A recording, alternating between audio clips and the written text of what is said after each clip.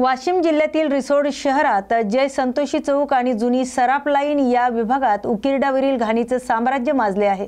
हा उकिरडा नागरिकांच्या आरोग्याला घातक ठरत असून याचे गांभीर्य लक्षात घेऊन रिसोडच्या नगर परिषदेचे प्रशासकीय अधिकारी शिवदास साहेब यांनी याकडे प्रामुख्याने लक्ष देऊन पावसाळ्याच्या तोंडावर मोठ्या प्रमाणावर जमा झालेला हा कचरा सफाई कामगारांच्या करवी स्वच्छ करावा। अवकाळी पाऊस पडल्याने जमलेल्या उकिरड्यावर कीटाणू निर्माण झाल्याने आणि या दुर्गंधीमुळे नागरिकांना प्रचंड त्रास सहन करावा लागतोय। तेव्हा हा कचरा नगर परिषदेने उचलून घ्यावा आणि मानवनिर्मित उकिरडा नष्ट करावा। येत्या काही दिवसात शालेय सत्र सुरू होत असून शाळेत ये-जा करणाऱ्या मुलांच्या आरोग्यावर वाईट परिणाम होऊ नये म्हणून शक्य तितक्या लवकर हा सडलेला घाण कचरा उचलावा आणि गावाबाहेर नेऊन टाकावा। शक्य झाल्यास याचं विघटन करा अशी विनंती परिसरातील नागरिकांनी केली आहे। या बातमीचा आढावा घेतलाय आमचे प्रतिनिधी ज्ञानेश प्रसाद यांनी। बुलढाणा जिल्ह्यातील देऊळगाव राजा तालुक्यातील जुमडा येथील रहिवासी असलेले आणि मुंबईत पोलीस दलात कार्यरत असलेले विकी बाबासाहेब मुगदल यांचे काल सकाळी 9 वाजेच्या सुमारास मुंबई येथे लोकल ट्रेनने प्रवास करत असताना मुंब्रा ते दिवा या दरम्यान ट्रेनमधून पडून दुर्दैवी मृत्यू झालाय। त्यांच्या मृत्यूच्या बातमीने गावात खळबळ उडाली। तर सोमवारी सकाळी ते कामावर निघाले असता मुंब्रा रेल्वे स्थानकाजवळ समोरून आलेल्या पुष्पक एक्सप्रेसचा लोकल ट्रेनच्या दरवाजावर लटकलेल्या प्रवाशांना एकमेकांचा स्पर्श झाल्याने दोन्ही गाड्यांच्या दरवाजामध्ये उभे असलेले काही प्रवासी अचानक चालत्या ट्रेनमधून खाली पडले। यामध्ये 6 प्रवाशांचा दुर्दैवी मृत्यू झाला।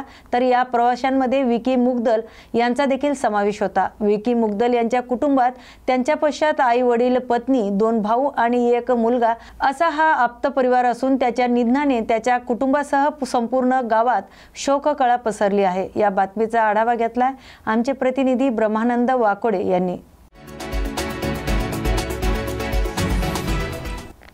पत्नी पीडित पुरुष आश्रमात पिंपळ पौर्णिमा साजरी करीत व्यवस्था बदलण्याचा आणि पुरुषाच्या न्यायासाठी आवाज उठवण्याचा प्रयत्न केला गेलाय। पत्नी पीडित पुरुष आश्रम करोडी येथे वट सावित्री पौर्णिमेला ही पिंपळ पौर्णिमा सामाजिक आणि न्यायिक जागृतीच्या भावनेतून साजरी करण्यात आली। कार्यक्रमात पिंपळ वृक्षाची पूजा करत पुरुषांवर होणाऱ्या अन्यायाविरुद्ध आणि एकतर्फी व्यवस्थेविरोधात साकडे घालण्यात आले। या बातमीचा आढावा घेतलाय आमचे प्रतिनिधी प्रवीण खरात यांच्याकडून। त्यांच्या बायका ह्या जर उद्या जाऊन वट सावित्री पौर्णिमा करता तर ह्या जन्मामध्ये आम्हाला एवढा त्रास द्यायचा, मग वट सावित्री पौर्णिमेचे व्रत करायचं कशासाठी आणि कोणासाठी? आम्हाला हा त्रास द्यायचा आणि परत हा त्रास देण्यासाठी आपत्ती मागायचा का? आणि आज आपण बघतो आहे सगळीकडे वट सावित्री पौर्णिमेचा सण साजरा करण्यात आला आहे, परंतु दुसरीकडे पिंपळात साकडे घालून अन्यायाने पीडित झालेल्या पुरुषांची व्यथा आपण बघतोय। पत्नी पीडित पुरुष आश्रम यांनी पिंपळ पौर्णिमा साजरी करत व्यवस्था बदलण्याचे आणि पुरुषांच्या न्यायासाठी आवाज उठवण्याचा प्रयत्न केल्याचं आपल्याला बघायला मिळत आहे। आज आपण बघतो आहे पत्नी पीडित पुरुष आश्रम करोडी येथे वट सावित्री पौर्णिमेच्या पूर्वसंध्येला पिंपळ पौर्णिमा सामाजिक आणि न्यायिक जागृतीच्या भावनेतून साजरी करण्यात आली। कार्यक्रमात पिंपळ वृक्षाची पूजा करत पुरुषांवर होणाऱ्या अन्यायाविरुद्ध आणि एकतर्फी व्यवस्थेविरुद्ध साकडे घालण्यात आले। वट सावित्रीचा पारंपरिक संदर्भ आणि पुरुषांच्या वेदना याबद्दल नेमकं काय घडलं आहे, कशा पद्धतीने हा सण साजरा करण्यात आला आहे, पत्नी पीडित पुरुष यांनी पिंपळाला उलट्या फेऱ्या मारत नेमकं आंदोलन केलेलं आहे, ही पूजा केलेली आहे, याविषयी आपण जाणून घेणार आहोत की नेमकं प्रकरण काय आहे।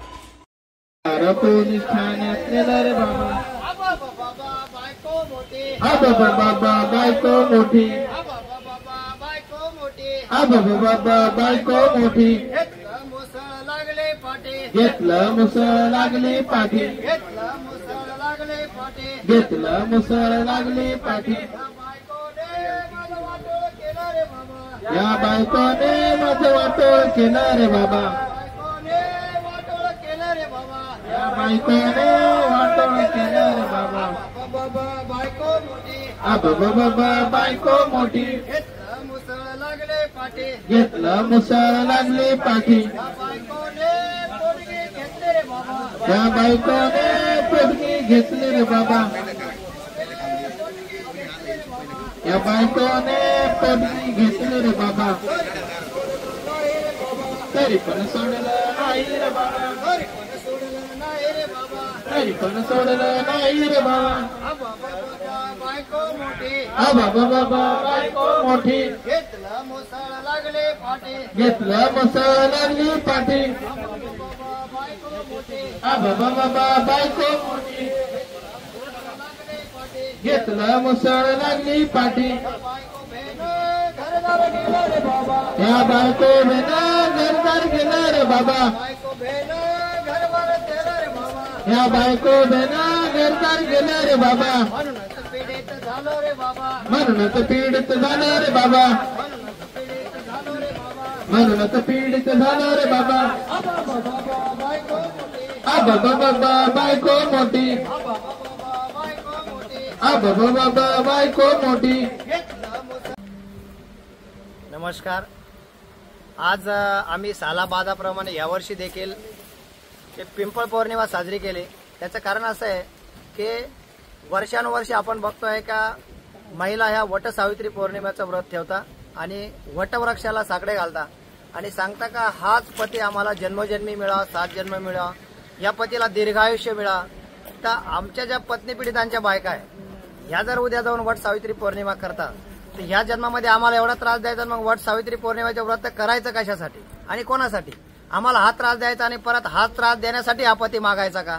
आणि एवढा आमचा म्हणजे असह्य वेदना आम्हाला त्यांनी दिल्या आणि आमच्यासाठी परत उद्या जाऊन जर ती मागणी घालत असेल तर हे खोटारडेपण आहे. म्हणून आम्ही उद्या यमराज बिजे राहतील, उद्या त्यांच्या मागे खूप मोठे म्हणजे सर्वत्र ठिकाणी जाऊन वटसावित्री पौर्णिमा करून या आमच्या बायका जाऊन साकडे घालतील. म्हणून उद्या बिजे राहतील. त्याच्यासाठी आजच आम्ही यमराजाला साकडे घालतोय. त्या खोटाड्या बायकांचं ऐकू नका. या उद्या तुम्हाला खोटं नाटक सांगून आम्हाला परत याच्यात गुरफटायचा प्रयत्न करतील, आम्हाला दीर्घ आयुष्य मागतील. अरे इथं आम्ही रोज मरतो, सकाळपासून संध्याकाळ झाले त्यानंतर आजचा दिवस संध्याकाळ होईल कशी ते मोठ्या संकटातून आम्ही जातो. मग अशा भांडकुदळ बायकांसोबत 7 जन्म तर काय 7 सेकंद सुद्धा आम्ही राहू शकत नाही. म्हणून आम्ही दरवर्षी म्हणजे जवळजवळ 2017 पासून वटसावित्री पौर्णिमेच्या पूर्वसंध्येला पिंपळ पौर्णिमा साजरी करतो आणि पिंपळ पौर्णिमा साजरी करून 108 उलट्या फेऱ्या मारतो. आमच्यासाठी ज्या सोयीच्या फेऱ्या मारलेल्या असन 7 त्याही निघून जावा, आणखी कुठं काही मारले असन त्याही निघून जा आणि कायमस्वरूपी आम्ही अशा झंझटामध्ये गेल्या अशा भांडकुदळ बायका मिळाल्यापेक्षा आम्हाला देवाने मुंजा जरी ठेवलं तरी चालन असे आम्ही साकडे मुंजाला आणि यमराजाला घातलेले.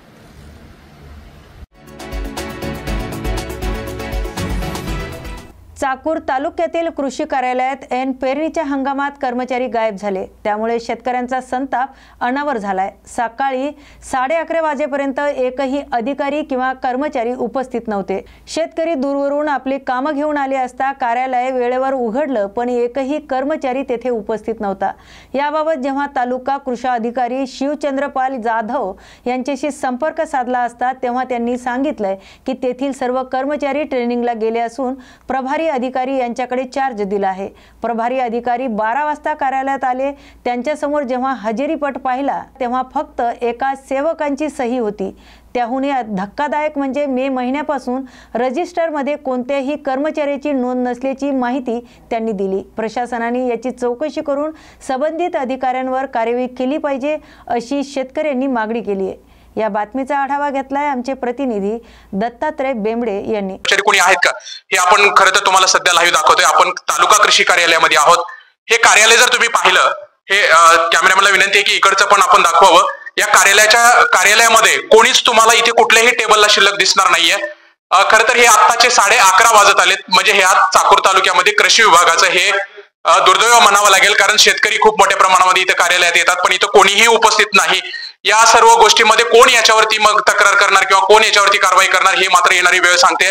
म्हणजे आता जे काही हे कार्यकर्ते ते आरोप करतायत त्या आरोपामध्ये तथ्य आहे. कारण निलेश मद्रेवार यांनी जसं सांगितलं की शासन अतिशय चांगल्या पद्धतीने काम करतंय, पण शासनाचे जे काही कर्मचारी कामचुकार कर्मचारी म्हणतोय आपण, सर्व कर्मचाऱ्यांना दोष देत नाही आहोत, पण जे काही कामचुकार कर्मचारी आहेत अशा कामचुकार कर्मचाऱ्यांमुळे शासनाचं कुठेतरी नाव खराब होतोय का आणि जनतेच्या मनामध्ये राग निर्माण होतोय का हे मात्र आपल्याला इथं निश्चित म्हणावं लागेल. आणि या संदर्भामध्ये मग जिल्हाधिकारी असतील, जिल्हा कृषी अधिकारी असतील, कारवाई करणार का, मग वेगवेगळ्या पक्षाची नेते आंदोलन करणार का हे मात्र येणारी वेळ सांगेल. सध्या प्रशासकीय कर्मचारी म्हटलं की खूप अवघड दुखणं झालेलं आहे. कारण आता शासनाने खरं तर 5 दिवसाचाच आठवडा केलेला आहे. त्या 5 दिवसाच्या आठवड्यामध्ये जर बघायला गेलं तर आज आपण तालुका कृषी अधिकारी कार्यालयामध्ये आलो. सध्या जूनची पेरणी आहे आणि पेरणीच्या संदर्भात खूप मोठ्या प्रमाणात शेतकरी मध्ये या कार्यालयाला खेते घालतायत. त्या संदर्भात आपल्या कागदपत्र काढण्यासाठी कागदपत्र किती वेळ झाले येऊन तुम्हाला? 1 घंटा. किती वाजता? 1 घंटा झाला तुम्हाला. इथं कोणी आहे का? इथं कोणी होतं का? नाही कोणी, आम्ही अगोदर आलो. लय लवकर आलो. मग सकाळचे काम हवे मग कसं शेताकडचे करून इकडं एसटीला आला हो पहिल्या गाडीला. हा, किती वाजता निघालो करून? तिथून 9 साडेनऊला. मग इथं कोणीच तुम्हाला नाही का कर्मचारी? कोणीच नव्हते. भोंगळ कारभार या तालुक्यामध्ये चालू आहे कृषी विभागाचा. कुठल्याही पद्धतीचं नियोजन नाही, एकदम ढिसाळ पद्धतीचं नियोजन चालू आहे. शेतकऱ्यांची प्रचंड मोठ्या प्रमाणात हेळसांड होत आहे. अधिकारी जागेवर नाहीयेत, कर्मचारी जागेवर नाहीयेत. आम्ही फोन करतोय, फोन भ्रमणध्वनी सुद्धा यांची स्विच ऑफ येत आहेत. मंडळ अधिकारी फोन उचलत नाहीयेत, कृषी सहाय्यक नाहीयेत गावाला. ओखरामध्ये गाव येऊन सुद्धा कुठली योजना इम्प्लिमेंट नाहीये. बाकी इतर बियाण्याच्या समस्या आहेत. गोगलगाय सारख्या गावाला 4-5 महिने झाले कृषी सहाय्यकच नाहीये. आणि ह्यांच्या अंतर्गत बंडाळीमुळे आमचं गाव त्या कृषी योजनेच्या सवलतीपासून सगळ्या गोष्टीपासून वंचित राहिलेलं आहे.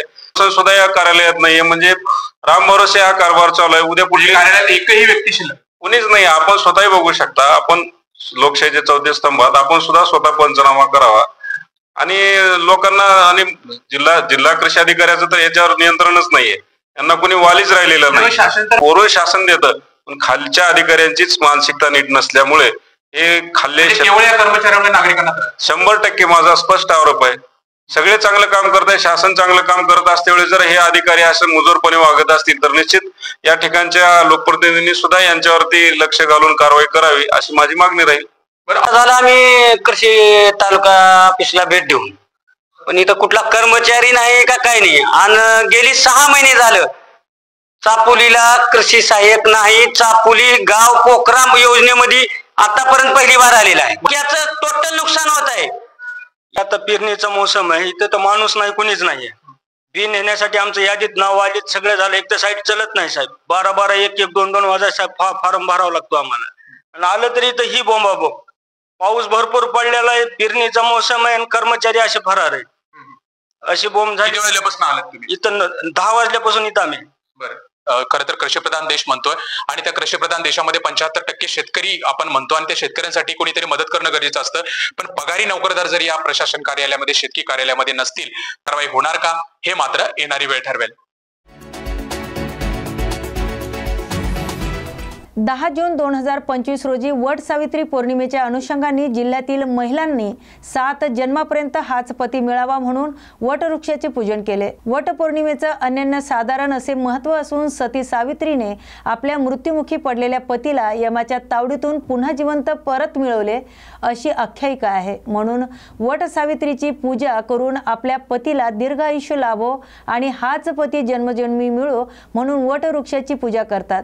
रिसोड शहरातील भारत माध्यमिक विद्यालयाच्या शिक्षिका देखील त्यांचं सुरू असलेलं शालेय प्रशिक्षण बाजूला ठेवून त्या आज वटवृक्षाचं पूजन करण्यासाठी येथे आल्या आणि वटवृक्ष नव्हे तर वृक्षारोपण करून आपण पृथ्वीचे जतन करावे. कोरोना काळामध्ये ऑक्सिजनची कमी भासली आणि अनेकांना आपल्या प्राणाला मुकावं लागलं. याचं उदाहरण त्यांनी यावेळी दिलं आणि सर्वच वृक्षाची निर्मिती जीवनात अनन्यसाधारण महत्त्व असल्याचंही त्यांनी यावेळी सांगितलंय. न्यूज मराठीच्या माध्यमातून आपल्या पतीला दीर्घ आयुष्य लाभो अशी प्रार्थना करण्यासाठी चक्क 85 वर्षे वय असलेले एक वृद्ध महिला वटवृक्षाचं पूजन करायला आल्या होत्या. त्या जरी शरीराने थकल्या असल्या तरी त्यांचा उत्साह दांडगा होता. या निमित्ताने खरोखरच हिंदू धर्माचं धार्मिक परंपरेचं महत्त्व अधोरेखित झालं आहे. या बातमीचा आढावा घेतलाय आमचे प्रतिनिधी ज्ञानेश प्रसाद यांनी. त्या देखील या ठिकाणी हाच नवरा मिळावा म्हणून पूजन करण्यासाठी आल्या. तर काकू तुमचं म्हणणं सांगा. वटवृक्षाचं महत्त्व सांगा. वटवृक्ष बोल ना जनाव बघा, त्यांना व्यवस्थित सांगण्याचं सुद्धा हे होत नाही, परंतु या ठिकाणी त्या 7 जन्मी हाच नवरा मिळा म्हणून आलेल्या आहेत. आणि सध्याच्या काही मुली आपण बघतोय की जाणीवपूर्वक ही सर्व अंधश्रद्धा असते वगैरे असं म्हणून वटवृक्षाची पूजा करण्यासाठी येत नाहीत आणि या काकूला चालता देखील येत नाही, परंतु ह्या काकू या ठिकाणी पूजन करण्यासाठी आल्या. आपण त्यांच्या मुलीला कोमल कापडियाला विचारूयात की वटवृक्षाचं महत्त्व काय. वटवृक्षाचं सावित्रीने वट केलं होतं की माझा पती जिवंत व्हावा. तिच्या पतीला मृत्यू उभे झाले होते. तिने तरी वट केला होता. तिला माहीत नव्हतं की आपल्या पतीचं मृत्यू झालेलं आहे. वट सावित्री पौर्णिमेच्या दिवशी जिवंत घेण्यासाठी तिने यमाच्या मागे गेली होती, तिने वध केला होता. मग तिने आपला नवरा वाचवला होता. यमाच्या तावडीत गेलेला तिचा नवरा आहे तो त्यांनी जिवंत करून परत मिळवला होता. म्हणून या ठिकाणी आपण वटवृक्षाची पूजा करतोय. आम्ही ट्रेनिंगमधून आलेलो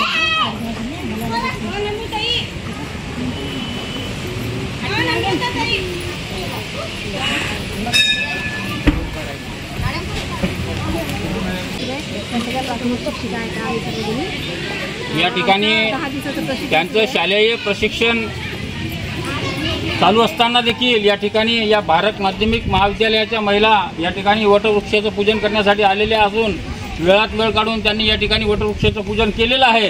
तरी वटवृक्षाचं पूजन आपण का करतो, हिंदू धर्मामध्ये वटवृक्षाचं पूजन करण्याचं महत्त्व काय ते त्यांनी या ठिकाणी सांगावं. आमचं या ठिकाणी वरिष्ठ वेदश्रेणीचं अगदी 10 दिवसाचं प्रशिक्षण सुरू आहे आणि या 10 दिवसाच्या प्रशिक्षणामध्ये आज वटसावित्री पौर्णिमेचा योग आलेला आहे. त्या अनुषंगानं अगदी आम्ही प्रशिक्षणामधून 1 तासाचा अवधी घेऊन या ठिकाणी पूजन करण्यासाठी आम्ही सर्व महिला शिक्षिका या ठिकाणी जमलेलो आहोत. अगदी आपण पाहतो की आपल्या म्हणजे भारतीय संस्कृतीमध्ये अगदी प्राचीन काळापासून या वटसावित्री पौर्णिमेचं पूजन केलं जाते. याच्या पाठीमागे खूप मोठी आख्यायिका आहे की जे सत्यवानाचे प्राण सावित्रीनं यमाच्या दरबारातून परत आणलेले होते आणि त्या अनुषंगानं आम्ही देखील एक महिला शिक्षक आहे नात्यानं या समाजातील म्हणजे प्रत्येक महिलेला आवाहन करू शकतो म्हणजे इच्छितो की आपण आपल्या पतीला म्हणजे पती आणि पत्नी यांचं सहजीवन अगदी सुरळीत आणि व्यवस्थित सुरू होण्यासाठी कारण वडाचं जे म्हणजे आख्यायिका आहे तर वड हे एक म्हणजे ऑक्सिजन देणारा वृक्ष आहे आणि त्या अनुषंगाने आपल्या जीवनामध्ये ऑक्सिजनला किती महत्त्व आहे म्हणजे आपण कोरोना काळामध्ये सर्वांनी पाहिलंच होतं. त्या अनुषंगाने मी तर आजच्या या दिवशी हेच म्हणजे सगळ्यांना संदेश देईन की झाडे लावा आणि झाडे जगवा. ज्याप्रमाणे वडाचं महत्त्व आहे, ऑक्सिजन देणारं झाड आहे, त्याचप्रमाणे आपल्या संस्कृतीमध्ये म्हणजे अशा काही वनस्पती आहेत की त्या औषधी वनस्पती म्हणून आहेत आणि त्याचं आपल्या आरोग्याचा आणि या वृक्षांचा अतिशय घनिष्ठ संबंध आहे. त्या अनुषंगानं वडाची पूजा करणं हे देखील एक त्याचंच प्रतीक आहे. त्या अनुषंगानं आम्ही आज वडाची पूजा करण्यासाठी परंपरेनुसार आलो. खूप छान माहिती दिली साहेब. आपलं नाव? माझं नाव सुनीता विजय बोरकर. खरोखर वृक्षाचं संवर्धन करणे काळाची गरज आहे. कोरोनामध्ये जसं आपल्याला ऑक्सिजनची कमी होती आणि ती फक्त वृक्षा माध्यमातूनच आपल्याला ती ऑक्सिजन भरून निघू शकते हे त्या काळात आपल्याला सर्वांना समजलं. परंतु आजही आपण बघतो की या ठिकाणी आपण वृक्ष लावण्यामध्ये जे उदासीनता दिसून येते ती उदासीनता दूर करून ते देखील एक महत्त्व या वटपूजनाच्या माध्यमातून अधोरेखित केलं जातं की वृक्ष लावा, वृक्ष जगवा आणि आपल्या परिवाराचे व आपले प्राण वाचवा. आणि अत्यंत धार्मिकदृष्ट्या देखील ताईंनी आपल्याला या ठिकाणी वटवृक्ष पूजनाचं महत्त्व सांगितलेलं आहे. ताईसाहेब आपण कोणी प्रतिक्रिया द्याल? सांगा, बोला, त्यांना बोलायचं ते सांगा, सांगा, बोला, प्रतिक्रिया द्या. आपलं नाव सांगा आधी. माझं नाव पद्मा भास्कर चव्हाण. मी इथे वरिष्ठ वेतन श्रेणीच्या प्रशिक्षणामध्ये सुलभक म्हणून कार्य करत आहे. तर त्याच्यामध्ये 1 तास सुट्टी काढून आम्ही इथे वटपौर्णिमेच्या पूजेला आलो आहोत. तर जसं वटवृक्ष जो आहे तो वर्षानुवर्ष आपल्याला ऑक्सिजन देतो, सावली देतो, तशा प्रकारे आपला जो पती आपल्या जीवनामध्ये आलेला आहे त्याचं सुद्धा प्रेम, त्याचं सहकार्य आपल्याला आयुष्यभर मिळावं, जन्मोनजन्मी हाच पती मिळावा यासाठी आपण हे जे व्रत करत असतो यासाठी आम्ही इथे आलो आहोत. तर हे जे महत्त्व आहे हे क्षणही न वाया घालता किंवा कुठल्याही प्रकारचं आपलं जे कार्य असते ते कार्य बाजूला न ठेवता आणि त्याच्यातून सुद्धा वेळ काढून आपल्या परंपरा जपल्या पाहिजेत. आपल्या परंपरेनुसार आपले जे धार्मिक कार्य आहेत ते केलं पाहिजे. ह्या गोष्टी करण्यासाठी आम्ही इथे जमलो. खूप छान, दोन्ही ताईंनी खूप छान माहिती दिलेली आहे. या सर्व ताईंसाठी, या दोन्ही ताईंसाठी टाळ्या वाजवा आणि धन्यवाद ताई. जी न्यूज मराठीसाठी ज्ञानेश प्रसाद, वाशिम.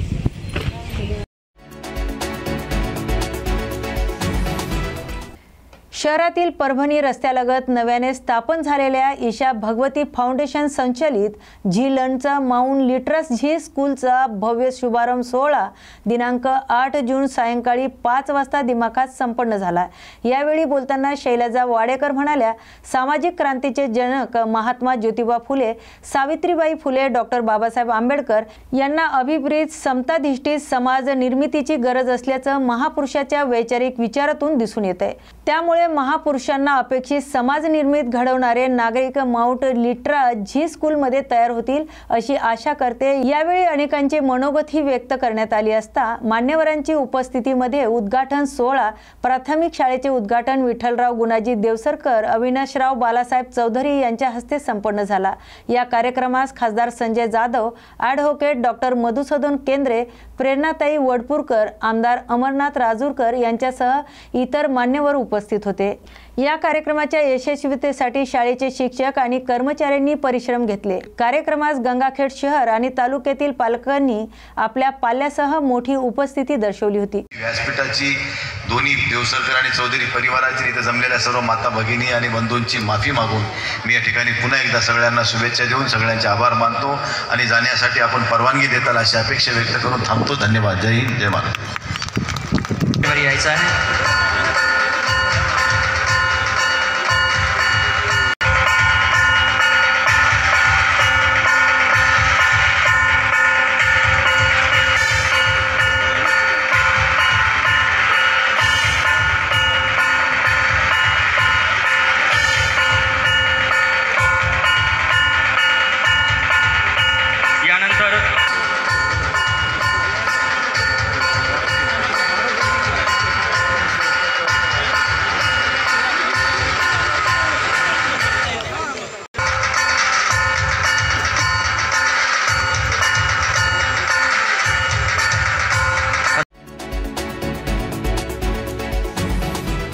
बीडच्या अध्यात्माचा उगम असलेली चाकरवाडी येथे शिवपुराण कथेचं आयोजन करण्यात आलं होतं। या लाखो कथेला भाविकांची उपस्थिती सुरू झाली।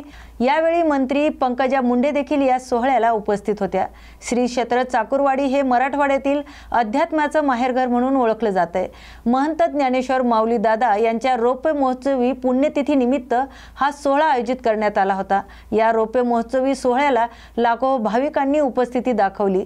सप्ताहाच्या सुरुवातीलाच शिवपुराण कथेचे पहिले पुष्प शासनम कथाकारक प्रवीणजी दुसरा यांच्या वाणीतून भाविकांना ऐकायला मिळालं। या सोहळ्याचे वैशिष्ट्य म्हणजे 4 लाख भाविकांना एकत्र कथा श्रवण करता येणार असून त्याचबरोबर त्यांचं भोजनाची व्यवस्था देखील करण्यात आली होती।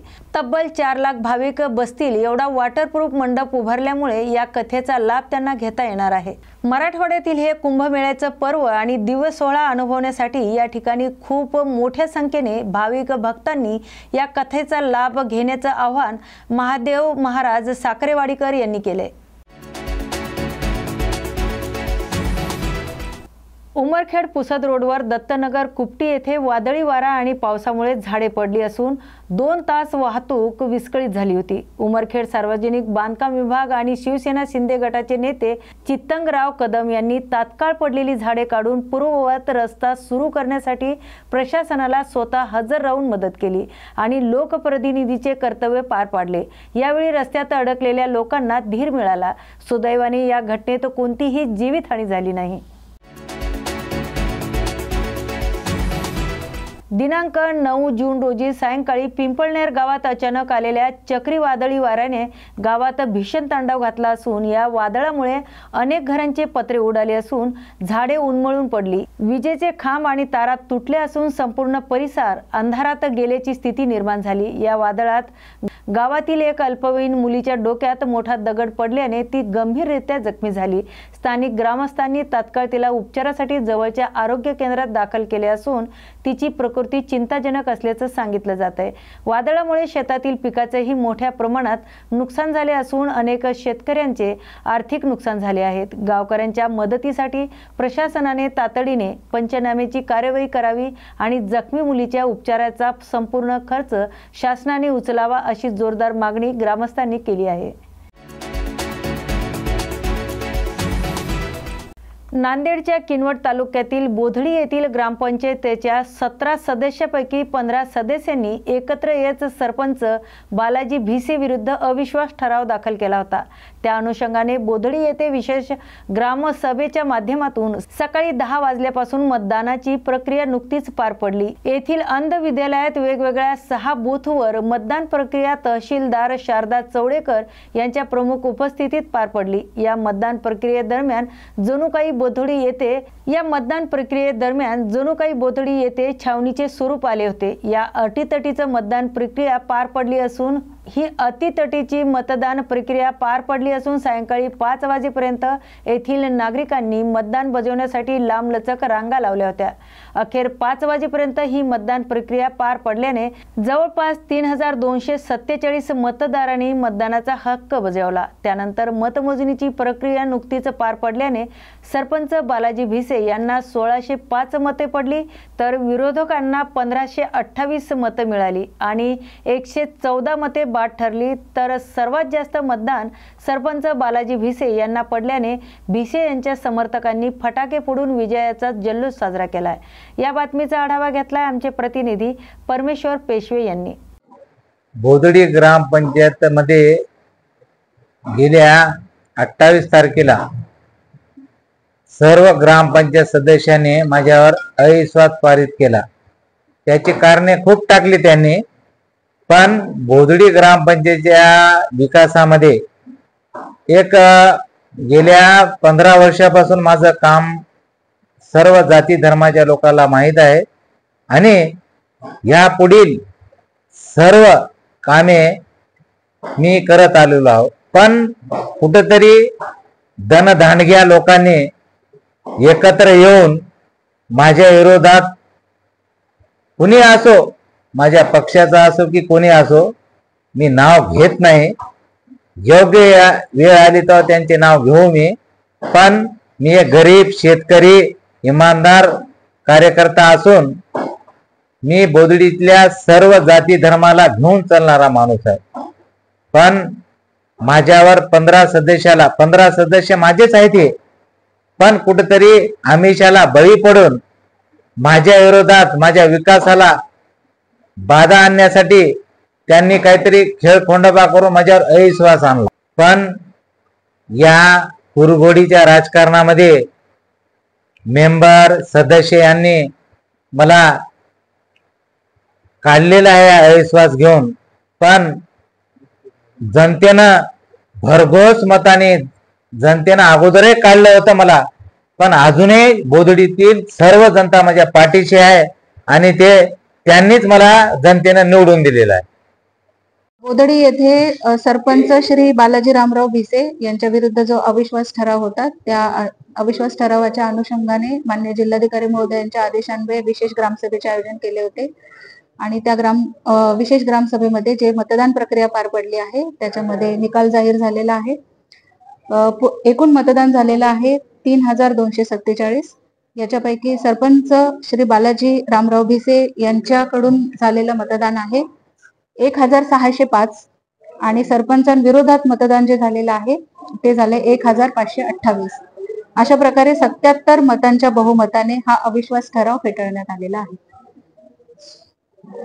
अशाच नवीन आणि ताज्या बातम्या पाहण्यासाठी पाहत राहा न्यूज मराठी 24/7। नवा भारत, नवा विचार।